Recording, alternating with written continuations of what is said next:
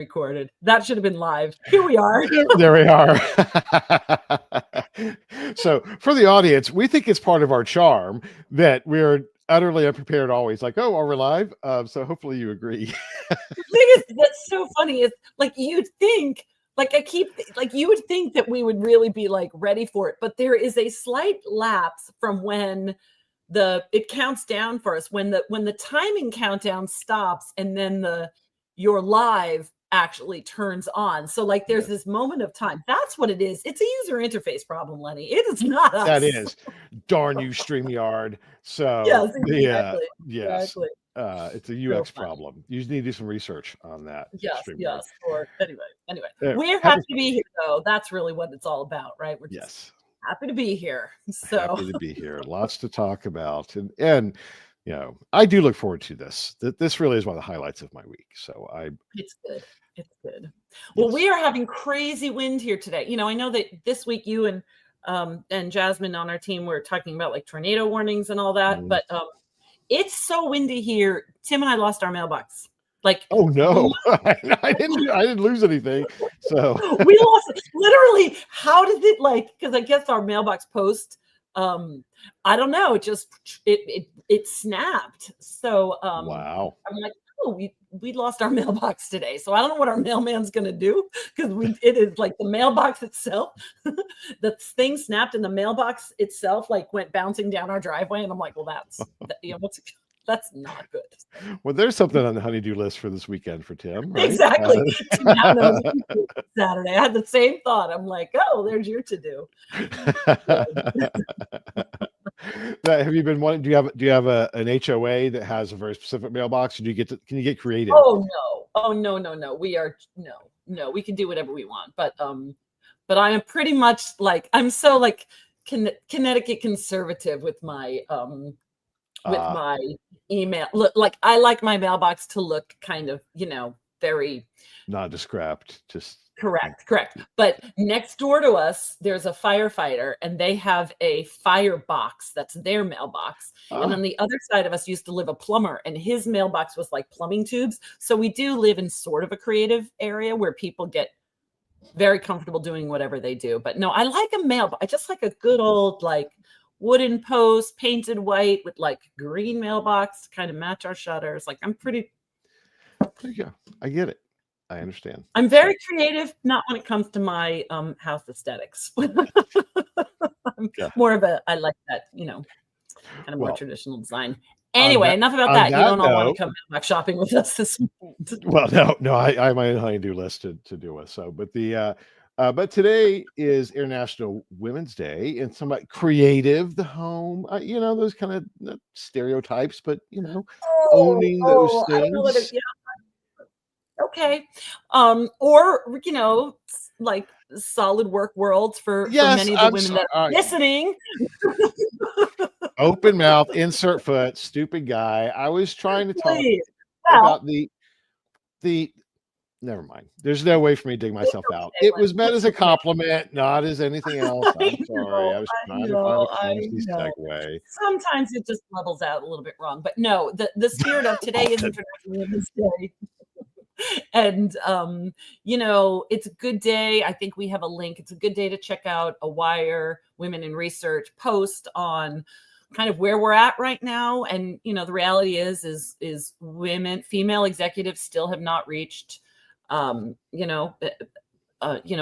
parity with men. And I think that there's still a lot of work that we can do. And as one of those females, I will always, always, always try to elevate women in the workplace. And it's interesting because this day, my son is probably not listening, but my daughter-in-law, who is from Brazil, her father always brought flowers to her and her sister and her mother. International Women's Day is a big deal in other countries. It's sort of like an afterthought here. It's not one of our bigger days of the year to kind of boast about, but it's a big deal elsewhere in the world. So for our international listeners, thank you for leading that charge. I think it's just worth kind of shouting out and paying attention and seeing what we can do to, kind of honor women's achievements today. Agreed. And let me try and undig myself. What I was trying to get to was honoring the additional obligations or challenges of a woman who has multiple roles, work, right, as well as motherhood, partner, et cetera, et cetera. I'm always the first to say that my wife works far harder than I do, because she balances so many things. So that's what I was trying to say. Hopefully that. Well, you know what? I think that I think it's good to even just like have that conversation. It's true that I know certainly in the Wire mentorship program, I'm working with a young mother right now who's like, how do you do it? How do you balance, the demands of a full-time demanding career with, the priority of raising children? And it's a big deal. It's an age-old conversation that we're still having today. So, Yep. So hats out to everybody who find themselves in that quandary. And here's to the men that support the women, and flowers wouldn't suck. So I'm saying, maybe duly noted. But flowers all around, right? Let's move into some other people that need some celebration. So you want to talk about the growth that one of our partners has experienced? Yeah, the announcement came out this week from our friends at Rival Tech and Reach3. The group, right? They're connected but separate companies. 40% growth.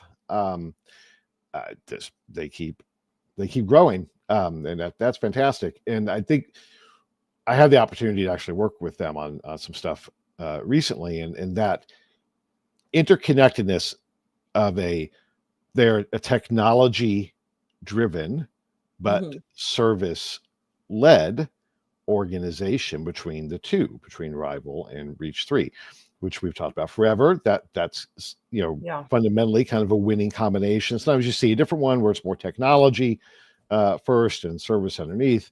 They have a great symbiosis. So showcasing that one, congrats. They're friends, longtime friends, the Reeds back to the Vision Critical days, right? But it's always good to see good news of companies in the industry, especially newer, growing and showing showing the path of growth in a very disruptive and kind of turbulent time. So congrats to them and to Matt Kleinschmidt and Andrew Reed and Jennifer Reed and Angus Reed. They're all involved. Hats off. Hats off. Always good. And I love seeing, I love seeing when people report, growth. I think that people may think that's not something that's newsworthy per se. It's just, hey, look, we're doing great. But I think it does offer hope to people in the industry. Like, look, people are growing. Businesses are doing well. And so if you share out your growth stories and your growth success, you could really lift up other people in the industry who are looking like, okay, all right, we're doing okay. It's a good barometer for how other people are doing, I think. Absolutely. Imitation, sincerest form of flattery. Why do we do the CEO series and the podcast, right? It's to inspire and help from a content standpoint, people to events, everything we do, right? Is to try and create that inspiration for stories as people are navigating change. So yes, absolutely. So send us your good news. We will share that. The exchange at greenbook.org. That's, where things are starting to come in. So make sure you're sending us your news. So this next little bit of news, I'm really excited for Angie at AddMaple. So Angie was on stage, not on stage. She was on stage at our IIEX AI event last fall, and she did a seat drop at Europe last year when she was still building her product. She was already getting in kind of the ecosystem and immersing herself in the community with her startup. And she just won Paddle AI's Launchpad and, received a $20K prize. So, not a small thing for, an AI powered research automation. It's really about, a great dashboard. She and I had the pleasure of having a phone conversation this week where she was really talking about what she's building, and her focus has been on non-hallucinations and ensuring quality and integrity of the AI functionality. She's done work with large universities in the US, even though she is European. So anyway, hats off to her for a great prize. And what I think is really cool in this press release that she shared with us is the quote that says, "What stood out about AddMaple was not just the strength of the product, but how quickly Angie implemented feedback and turned insights into action. That kind of execution is what sets apart good startups from great ones." It was clear AddMaple was ready to scale. So I just think that, like, cool. I love seeing a very specific thing that startups can be doing to increase their chances of success. Absolutely. We could go off on, there's stuff that we didn't, I wanted to put in links that didn't. There's a whole other conversation to be had about the competition, all the entrants to the competition, but the shift of what being a startup in this era means. It's not so much about software. Software is not moated anymore. It really is around execution, business, alignment to need, finding ecosystem partnerships, all of that stuff, which were not necessarily front and center before.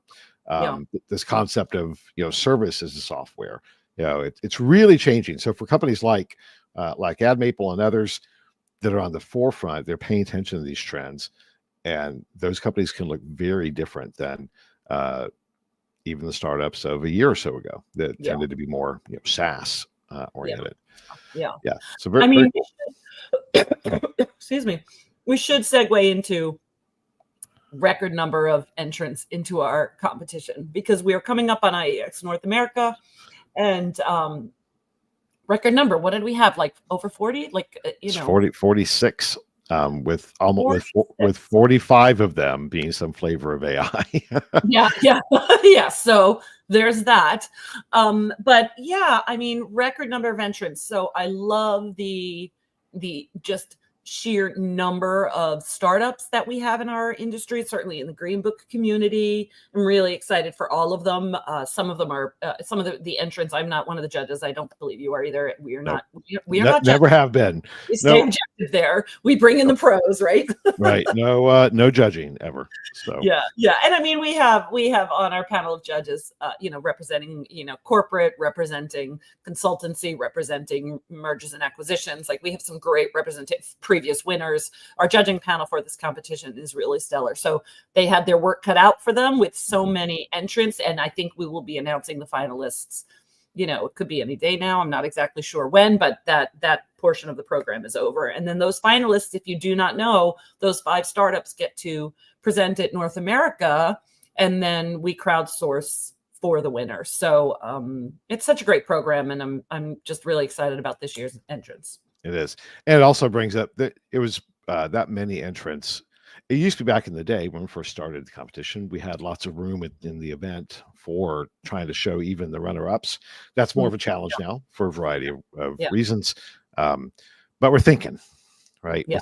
We're thinking, what are some other paths we can do to showcase the innovation culture in the industry in a even wider way? I don't know what that looks like yet, but it is something that, we're in another boom. And I don't know if I'm cutting out here. I don't know if you sounded okay to me. Am I? Yes, it could be me. I have high winds. You were cut off. So sorry, audience, if I'm cutting out or if Lenny's cutting out, but we have some high winds. But Jasmine just shared that next week we're announcing the finalists. So that's exciting news. And Dana said, woo, woo, go Angie. So for Angie, yeah, very excited. So yeah, this is a good time to shamelessly plug North America. Yes, shameless plug. It's coming up. IIEX North America coming up April 30th, May 1st. Registrations are starting to climb through the roof. It's going to be great. I just think it's going to be great because I'm very aware of the content. So when I say that, I'm like, oh my gosh, there's so many good conversations, so many speakers taking to the stage. I just can't wait. And I think we just shared today, Kat sent out an email and she's talking about, like, one of the ones I'm most anticipating is a fireside chat with the Washington Nationals baseball team. So if I'm a baseball fan, and actually the Nationals would be my second kind of favorite team in the league. So I'm so excited to get her on stage. It's going to be really cool. So it's very cool. Good stuff. Cool. It's going to be a fun event. Yeah. Cool. Well, cool. let's segue into other stuff that's happening, because there was a lot of news this week. There is. Can we plug one other event though, real quick? Because oh, absolutely. I just want to plug our call for speakers is out for IIEX AI. Thank you, Carly. Gosh, I'm so grateful. Our call for speakers is out. We have had a lot of demand for this in our call for speaker kind of universe, especially people paying attention to this because you are all pretty tech forward, listening into Lenny and I each week. So make sure you consider your submission, get that call for speaker submission in. You know, the website is IIEX.ai, so it shouldn't be hard to find us. And Carly can share the link. She's got it already in the chat. And also just on that note, which I just want to say, our sponsorship kit is opened. We just launched that, I believe today. So reach out to Dana Stanley about sponsorship ops. We're ready to roll with this one next October. It is, and it continues to move fast. So the entire category. So which is probably a segue into that's a very good segue into the next step. Go ahead. I've done a lot of talking. I need to take a break. Well, people like listening to you more than me, but I'll give you a break. Really jumped out at me that Publicis bought Lotame. I think that's how you pronounce it. Which Lotame is similar to LiveRamp. So it's a kind of connective tissue technology to match individualized data, but in privacy compliant way. So their identity solution combined with Publicis to do personalized marketing, it really gives them access to massive amounts of data, the data marketplace under the Epsilon brand within Publicis. So I'm sure there's an AI component that they're building in there to help with that personalization. But that model of one-to-one marketing, right, to deliver the right message to the right person at the right time, driven by data, we're now seeing those pieces come together through large marketing organizations like Publicis and that type of acquisition. So and if you click on this, if you click on the press release that Carly shared, Arshar Sadoun, the chairman and CEO, stated, and I love this quote: "In the age of AI, the name of the game is connect or die." Yes, it is. Well, dramatic, but there you go. So yes, I just love that. That's a soundbite. That's a clip. I love it. Love it. Love it. I'm like, all right, connect or die, friends. And it's connecting data. Right. I mean, that is a huge component of that and how you use that to build human connectivity in their case. So, pretty cool. And on the next note, right, you want to talk about Accenture investing in synthetic data firm. Is it Aru? AARU? I guess so. So Aru, and they're integrating that. It's a consumer behavior predictive engine into their adventure. Well, it is an adventure. Isn't it is an adventure. Accenture offerings. Now, we have said for a long time, research on this show, you and I, like research firms are competing with these very large organizations now. So I think it is no small thing that they are investing in synthetic data sets. That'll be another kind of interesting trend to keep track of. All of them, I'm sure they are all playing in this space. Absolutely. And this one specifically, the consumer behavior prediction engine. And they'll get Accenture Song, which is kind of their marketing, organization within Accenture, variation on a theme, but now totally on synthetic data. So pay attention, guys. Pay attention. For sure. And then speaking of startups in synthetic, following the money, right? They follow the money. And Convio has raised $5.3 million to automate market research. So AI powered platform Convio, streamlining qualitative. And it seems to me, when you look at this press release for what they're doing, it seems to me that it is very much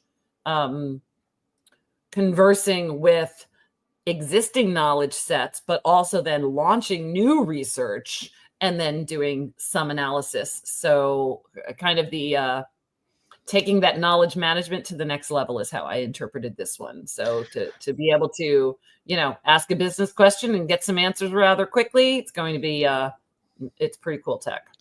Definitely a piece of it, but with a AI moderated video interview. Yeah. So at scale. We've seen this emerging, right? Companies playing with this. Cavio, they emerged last year. And this is their seed round. So it's just a seed round. And pretty good at 5.3 million for seed round. Pretty big deal. So they're similar to Listen Labs, who won the competition last year. So so they're kind of the evolution of those companies now really emerging and building not just to your point, what was interesting is wasn't just a solution for AI moderation. They're building a platform that centralizes and creates a constant virtuous cycle of research execution. And that is where we are going. Well, obviously we're there now. So and if it streamlines, okay, here's the business question, here's existing, and then you pose the business question that says, all right, first step one, which is good, smart research, here's what we already know about this. Like, excellent. What an efficiency of research right there, because that is actually, one of the when you're a qualitative researcher, that is one of the first steps, is what do we already know, so we don't waste our questions on information we already know. Like, we have valuable time with these consumers. Let's make sure we're looking at our historical studies first. So I love that it is doing that, and then saying, okay, this is where we're launching now to fill in some of those gaps. I mean, and not just saying, if you've been listening, sorry, I didn't talk over. You've been listening to us for a while. We've been saying this was where we were going, right? And now we're seeing the scalable solutions emerging in the market that are powering that vision and that transformation. So here we are. Here we are. All right, we got a couple more. Some product launches, right? We're up to some product launches, some new services. So Glimpse rebranding. It's funny because there's not much to say about a rebranding other than they are doing that. But this Glimpse rebranding to Panoply. We need like a Panoply. Yeah, I don't know. Right. When you send us stuff, give us a pronunciation guide. Yes, please. Send us an audio file so we say it the right way. Anyway, but introducing enterprise grade AI powered research tool as well. So their rebrand is in sync with, kind of this AI powered tools that they're coming out with too. So I think that's interesting because I think if I were a research firm and I was upping my AI platforms or adding that in, I would feel like somewhat of a new firm. I would feel like I got a facelift or something too. So that actually makes a lot of sense to me. Yep. And it's video centric. So, so another piece that, yes, Anish, it is changing. Yep.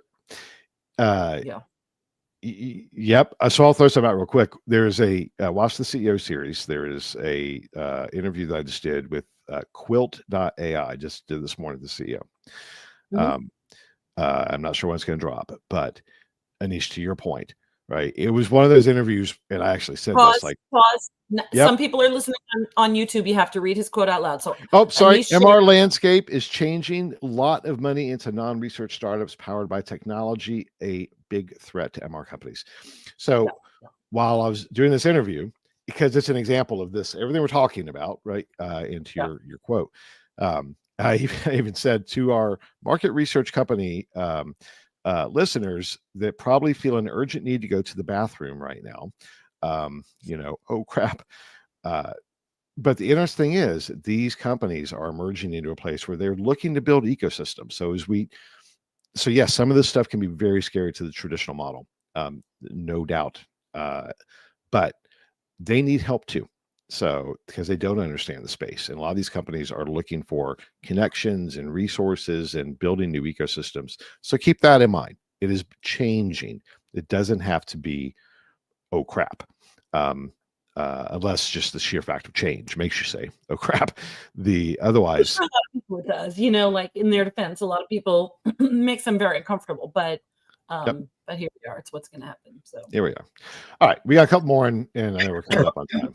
So Savanta, this one's really interesting to me. I'll be paying attention. So Savanta, oh my gosh, I have a frog in my throat. Savanta has launched Clarity, which seems pretty straightforward to say, but Clarity, new data collection brand for them. Yep. But here's what's interesting, and I'm actually paying close attention to this, or I will be.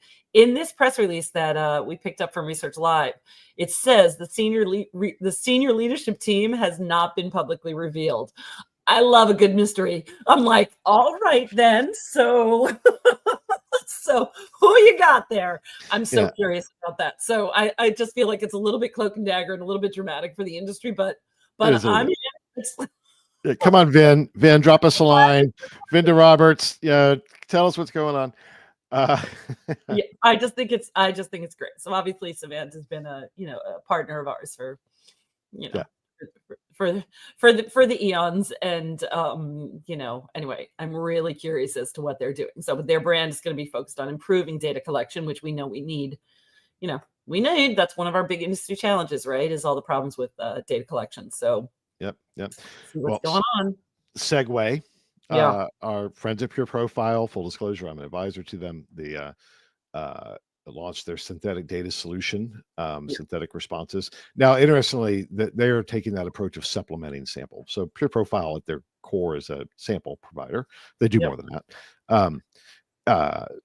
So interesting that trend we've talked about of sample companies using the asset of the data asset of their panel, to build out new solutions off of that. And in this case, rather than replacing research, which they don't want to do because they still power law surveys, but supplementing hard to reach populations. And we've seen other companies doing similar things. So that's that kind of mixed mode hybrid approach. We've got 100 real people, but 200 synthetic based off of the real people built off of the panel. Another trend to watch for. We're going to see more companies doing those things. Yeah. So I want to jump to the last thing on our list, because remember right before the show we were talking about our final bullet point here. Yes. And I was saying, oh, I wonder if, and then I thought, no, I'm going to save it for the show. I want to make sure we talk about this because I'm curious as to synthetic data and how that will play out with polling.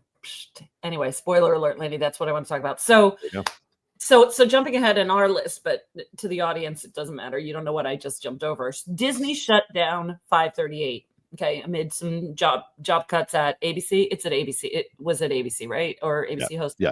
So, lots of layoffs. I'm so sorry to everybody affected by that, but it's more about the political polling site 538, which was more like an aggregate, right, of kind of all of the different polls that were out there. So you could go to that site and kind of see, what we thought was accurate information. And then, of course, enter the fact that polling has really, how do we say, failed us?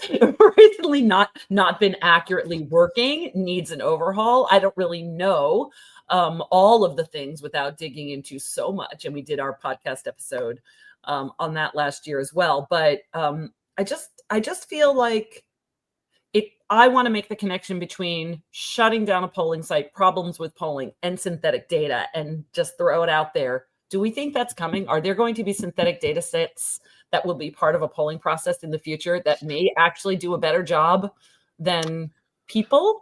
So experiments have been run. I know that there's experiments being run. The issue is it comes down to, so polling data, attitudinal data is insufficient for a variety of reasons. Right. So can we get to a place, I'm going to bring up the dreaded, back in the day, Cambridge Analytica.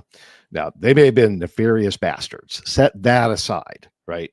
But the approach that they were using of combining different data types, behavioral data, behavioral profiles, the things off of Facebook combined with polling was right. It was effective in terms of being able to combine the idea of understanding the motivations of voters, just as we're trying to understand the vote motivations of buyers.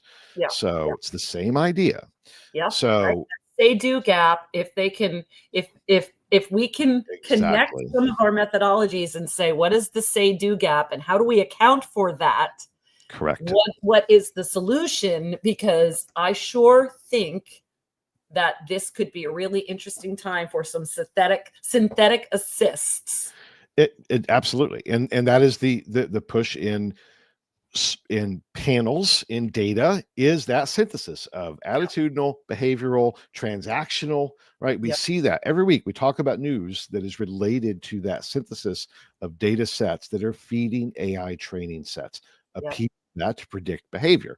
So a piece of that can we predict polling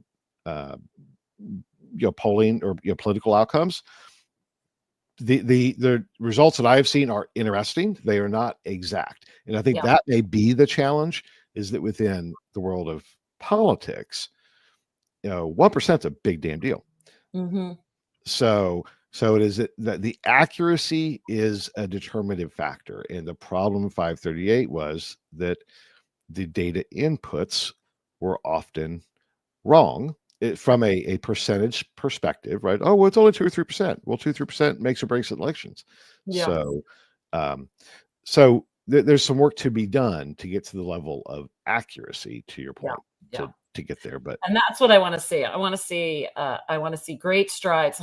So call to action for everybody in that industry, in the polling industry, like call to action to really, switch up your methods so that we get some more, polling data combined with predictive analytic data, and let's see if we can be a little bit more accurate. So, well, let's tie these last three together, because there really is a theme there. You want me to take a stab at running through them real quick from the time? Yeah, you connect some dots. That'd be cool. Okay, so so let's say Stagwell. Stagwell projects 8% growth on AI and digital services. Mark Penn Show in Berlin, pollster. They own the Harris poll, right? So Mark's legacy is in the world of politics, and then from there into crisis management, into polling. So good for a public company that they've been buying lots of other companies, et cetera, connecting those dots, building a data ecosystem that combines these different components. And most of their clients are marketing, are brands for marketing organizations, but there's also, political constituency there as well. So I would say watch companies like Stagwell, to your point, to get to that place, because they have the assets to do that. The Walmart expanded e-commerce via video games. What was interesting about that is that within the gaming, it allows players to buy real-world products within virtual gaming experiences. Now, that's kind of cool, but what people don't think about often is that if you are engaging in a digital experience of gaming, it is collecting data. There's a famous quote by the founder of Zynga back in the day, right? Farmville, all that good stuff. They were a big data company masquerading as a gaming company. So now we see Walmart. You think that they're not going to connect the dots of, oh, you've created a profile to play this game. We know 100% that they are going to be connecting. I'm pretty damn certain they are. So, right? I mean, if we've learned one thing about our friends at Walmart this year, is that they are fans of all the data that they can collect. Yes, they are, and doing it, and that's very cool, right? In a way of like gamification, all of those things. They've created a mechanism for capturing data, also purchase data, while also enabling purchasing. It's a great synthesis of things. So, and that would be the final point of large-scale AI simulation studies of human behavior. All these things we just ran through really quickly. There's an example. The Agent Society project uses AI-driven simulations to analyze human behavior at scale.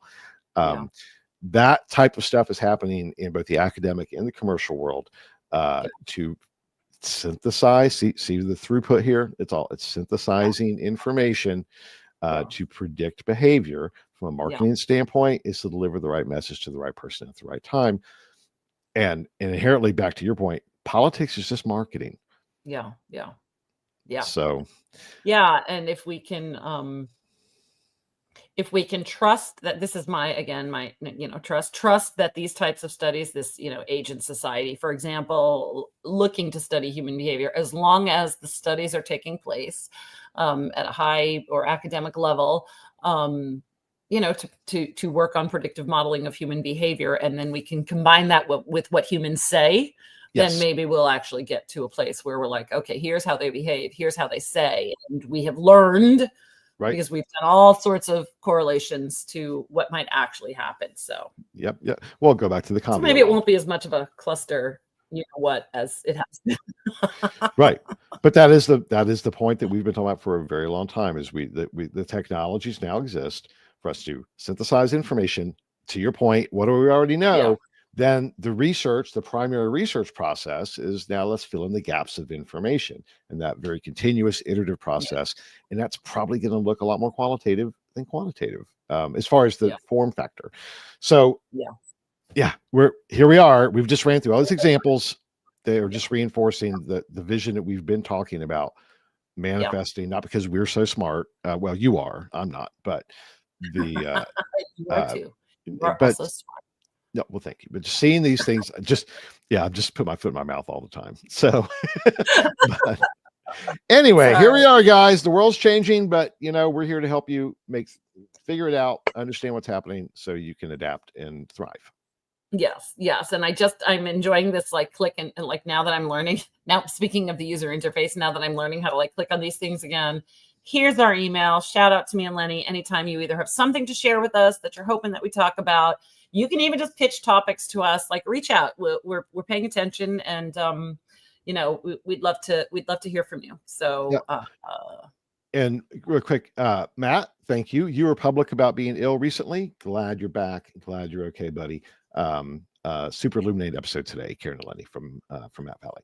And Anish just asked, can I write with some of my ideas? We just gave you the email. Yes, please. Good. We'd love to hear from you all. Thank you for tuning in. Yep. We'll see you next week. Bye. Bye. Bye. Can we just say bye? Happy weekend. Happy International Women's Day. Go get flowers. Guys, go get flowers. And you can also buy yourself flowers, ladies, as we know. Yes. Anyway. All right. Bye, everybody. Bye, everybody.